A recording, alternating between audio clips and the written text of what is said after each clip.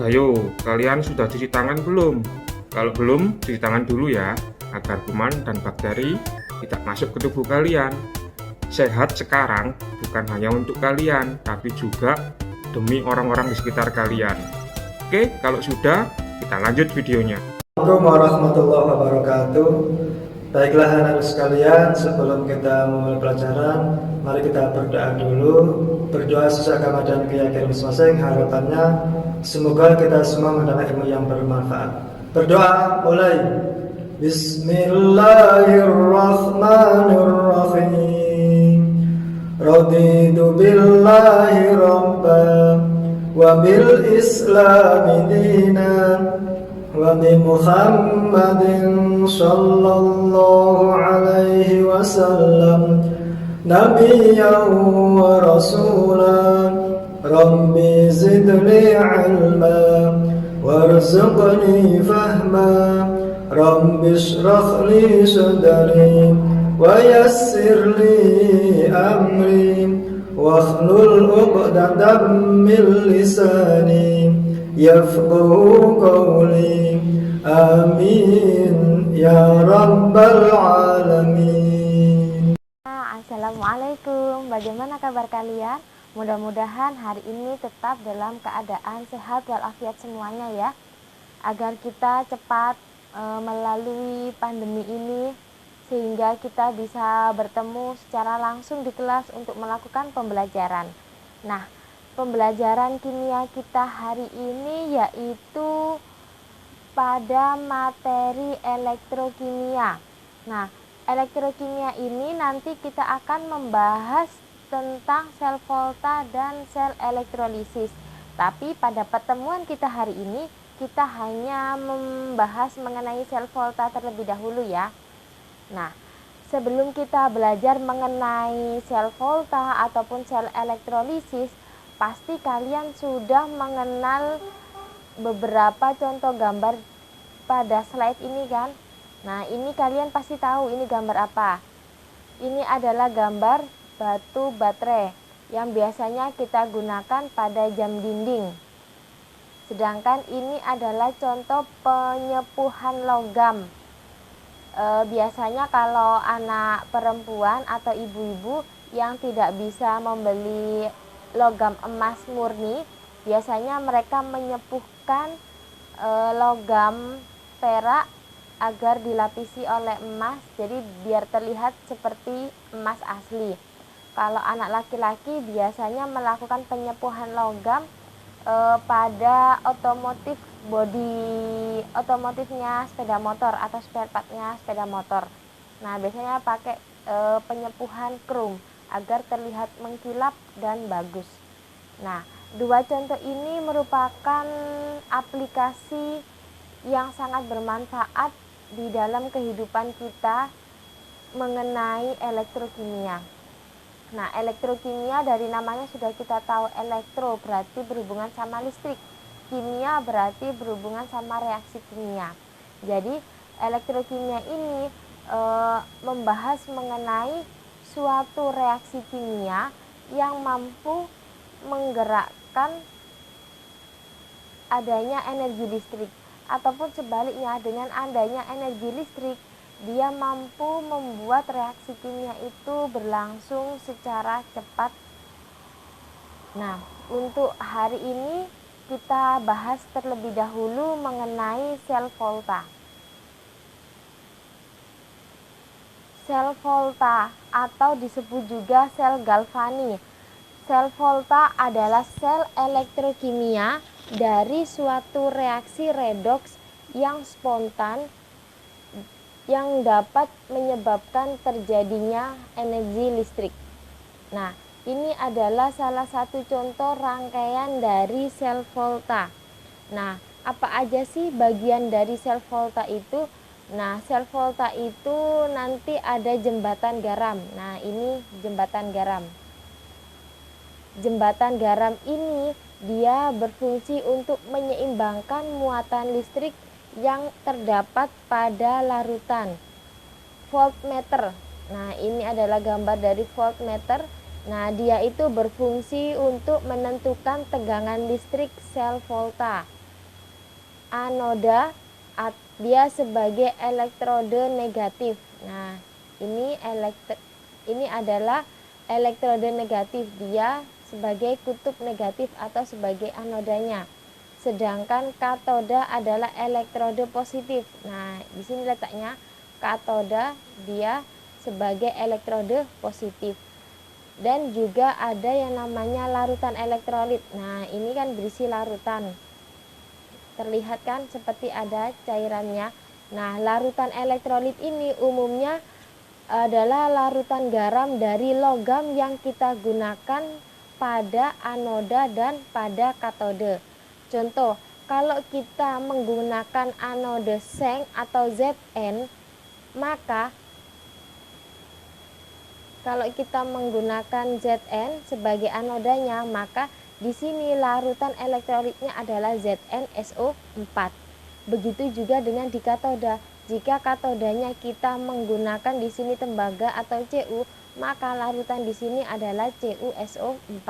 Jadi larutan elektrolit ini merupakan larutan garam dari logam yang terdapat pada anoda dan katoda. Nah, untuk bagaimana sih proses pada sel volta, mari kita lihat video penjelasan berikut ini.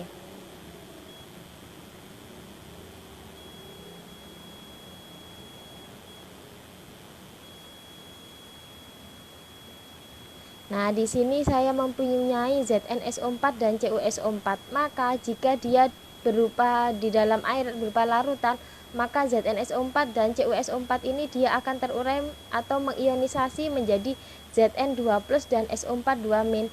Di sini juga dia terionisasi jadi Cu2+ dan SO4 2-. Lembaran zinc dicelupkan ke dalam larutan ZnSO4 dan lembaran perak dicelupkan ke dalam larutan CuSO4. Lembaran zinc ini tersusun oleh atom Zn, sedangkan lembaran perak tersusun oleh atom Cu. Kedua lembaran ini terhubung oleh kabel melalui voltmeter, sedangkan kedua larutan terhubung oleh tabung penghubung berisi larutan garam. Pada seri ini adalah kalium nitrat dalam bentuk agar-agar. Zinc disebut sebagai jembatan garam. Setelah semuanya telah terhubung, atom Zn pada lembaran seng melepaskan 2 elektron menjadi ion Zn2+. Ion ini akan berlarut ke dalam air. Sedangkan 2 elektron akan mengalih kembali voltmeter menuju lembaran perak. Pada layar voltmeter akan terpancar nilai tertentu sebagai tekanan EMF, seperti 1,1 volt.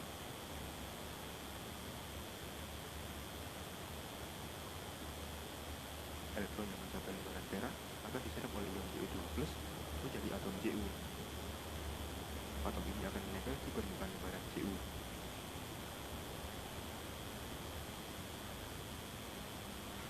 Selama proses ini berlangsung, larutan zinc sulfat akan kelebihan ion positif, sedangkan pada larutan sulfur sulfat akan kekurangan ion positif. Oleh karena itu, 2 ion nitrat memasuki larutan ZnSO4 untuk menetralkan muatan Zn2+. Demikian juga, 2 ion K+ memasuki larutan CuSO4 untuk menggantikan muatan Cu2+ yang telah menjadi atom Cu. Disinilah fungsi dari jembatan garam, yaitu untuk menetralkan larutan elektrolit. Nantinya, lembaran zinc yang tertutup akan semakin menipis, sedangkan lembaran perak yang tertutup akan semakin menebal. Proses ini berlangsung secara spontan dalam struktur kimia yang dikenal sebagai sel volta.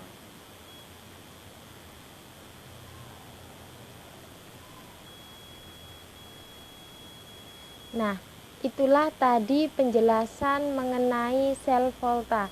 Jadi bagaimana reaksi yang terjadi pada anode dan pada katode. Berikutnya kalian akan belajar mengenai perhitungan potensial sel yang ada pada sel volta.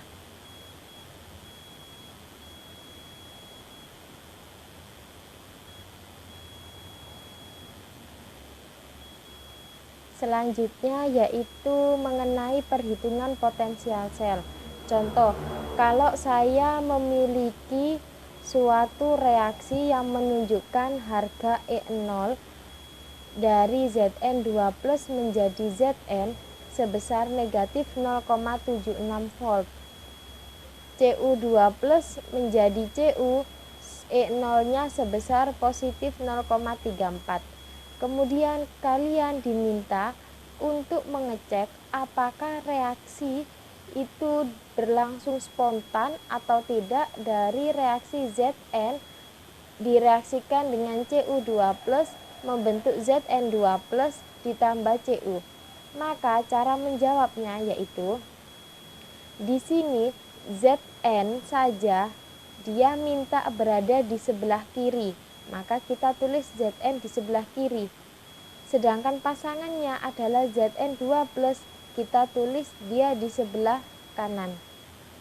Kita lihat di sini, kalau Zn2 plus menjadi Zn nilainya min 0,76, tapi kalau Zn berubah jadi Zn2 plus berarti kan kebalikan dari reaksi ini, maka nilainya bukan lagi min 0,76 tapi plus 0,76.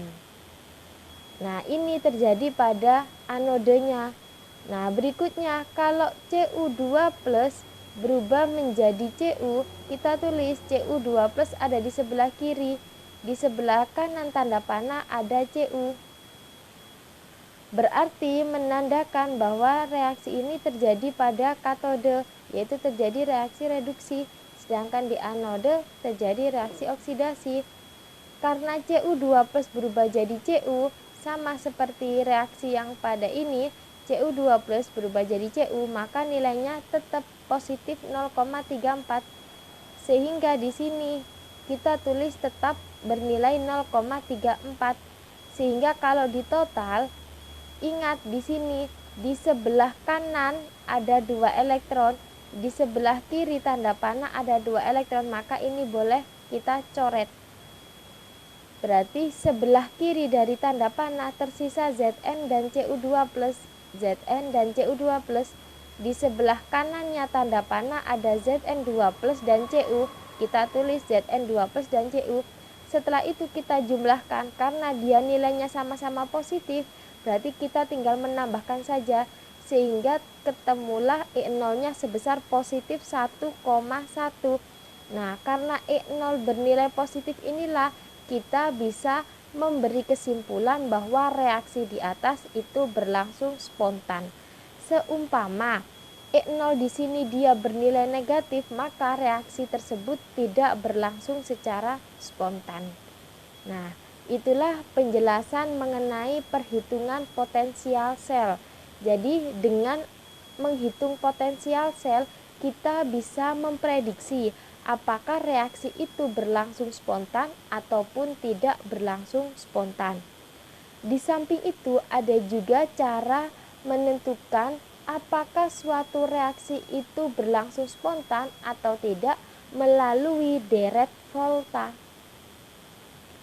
Nah, ini kalau kita ingin memprediksi suatu reaksi itu spontan atau tidak, bisa juga menggunakan bantuan deret volta. Jadi ini adalah urutan unsur yang memiliki E0 kurang dari 0 hingga E0-nya bernilai lebih besar dari 0. Mari kita perhatikan contohnya. Prediksikan reaksi di bawah ini, apakah dia berlangsung spontan atau tidak. Reaksi antara logam natrium dengan larutan FeSO4. Nah, berarti kita harus fokus ke logam natrium atau Na. Nah, di sini letaknya. Kalau larutan FeSO4 berarti kita ambil Fe. Fe ada di sebelah kiri dari Na. Kalau Fe ini dia terletak di sebelah kiri dari Na, maka Na ini mampu mereduksi logam Fe yang terletak di sebelah kirinya, sehingga reaksi itu mampu berlangsung secara spontan. Jadi kalau dia terletak di sebelah kiri, maka dia mampu direduksi atau digantikan, sehingga nanti reaksi ini menjadi NaSO4 Na2SO4. Tapi pada soal yang nomor 2, reaksi antara logam natrium dengan larutan K2SO4. Berarti kita fokus ke Na. Na di sini. Sedangkan larutan K2SO4, K kalium, dia ada di sebelah kirinya. Nah, karena Na dia berada di sebelah kanan dari K, maka Na ini dia tidak mampu mereduksi K. Secara otomatis karena dia tidak mampu mereduksi, maka reaksi itu dia berlangsung tidak spontan. Berarti dia harus butuh bantuan, mungkin bantuan arus listrik agar reaksi itu terjadi. Nah, kalau Na dengan Fe, jadi Na ini mampu mereduksi atau menggantikan dari letak Fe. Tapi sebaliknya Na di sini dia tidak mampu menggantikan posisinya si K atau kalium. Jadi yang nomor 2 itu berlangsung tidak spontan, dan nomor 1 reaksi itu mampu berlangsung secara spontan. Nah, itulah anak-anak penjelasan mengenai sel volta. Semoga penjelasan kita hari ini mampu kalian terima dengan sangat baik. Tetap belajar di rumah, jangan lupa tetap menjaga kesehatan, sering mencuci tangan dan menggunakan masker jika kalian keluar rumah. Apabila kalian tidak ada keperluan di luar rumah, mohon jangan keluar rumah agar pandemi ini segera berakhir dan tidak terlalu menyebar ke seluruh anggota keluarga kita. Tetap semangat belajar di rumah, SMK Yapenas pasti bisa. Assalamualaikum. Salam olahraga, salam sehat. Jangan lupa memakai masker setiap kali berkegiatan di luar rumah. Dan gunakan masker untuk menutupi hidung dan mulut kalian. Contohnya seperti ini. Oke guys. Bagaimana dengan pembelajaran hari ini? Sukses selalu, tetap semangat. Jangan lupa jaga kesehatan, pakai masker, selalu cuci tangan, dan jangan lupa jangan keluyuran kemana-mana. Tetap di rumah saja, bantu orang tua. Jangan lupa ibadah.